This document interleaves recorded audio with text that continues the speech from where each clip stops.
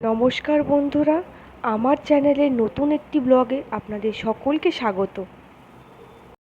কয়েকদিন থেকে আমার খুব খিচুড়ি খেতে ইচ্ছা হচ্ছিল, তাই যেমন কথা তেমন কাজ, তাই আজ শুরু করে দিলাম খিচুড়ি রান্না।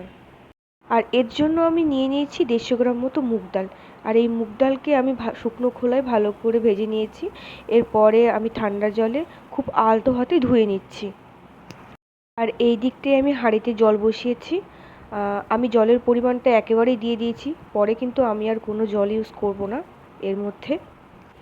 আর জল গরম হয়ে গেলে আমি এই ফুটন্ত গরম জলের মধ্যে দিয়ে দেবো একটু হলুদ। আর এরপরেই আমি দিয়ে দেবো এখানে মুগ ডাল। আমি এই খিচুড়িটা রান্না করার জন্য 150 গ্রাম মতো মুগ ডাল ব্যবহার করেছি। আর গোবিন্দভোগের চাল নিয়েছি 250 গ্রাম মতো। আর এবারে এই গোবিন্দভোগের চালটাকে আমি খুব সুন্দর করে ধুয়ে নেব। আর এই খিচুড়িটা বানানোর জন্য আমি কিন্তু প্রথমেই গোবিন্দভোগের চালটা দিয়ে দেবো না, আগে ডালটাকে একটু সেদ্ধ করে নেব, তারপরেই আমি গোবিন্দভোগের চালটা দিয়ে দেবো।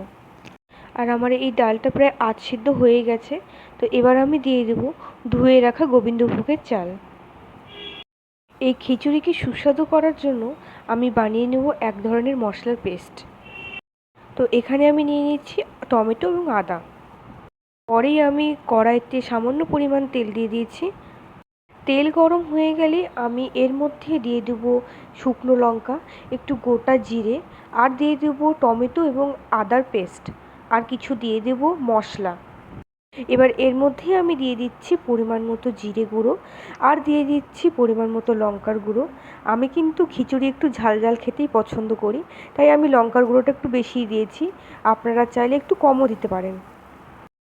এই মশলাটা আমি ততক্ষণ কষাবো যতক্ষণ না মশলা থেকে তেল ছেড়ে দিচ্ছে। এই দিকটাই আমি দেখে নেব এবার চাল আর ডাল সেদ্ধ হয়েছে কিনা। চাল এবং ডাল ভালোভাবে সেদ্ধ হওয়ার পরে আমি এই মশলার পেস্টটা দিয়ে দেব। আর এই মশলাটাকে ভালো করে খিচুড়ির সাথে মেশাতে হবে। আর এই পুরো রান্নাটা কিন্তু আমি গ্যাসের ফ্লেমটা মিডিয়ামে রেখেছিলাম।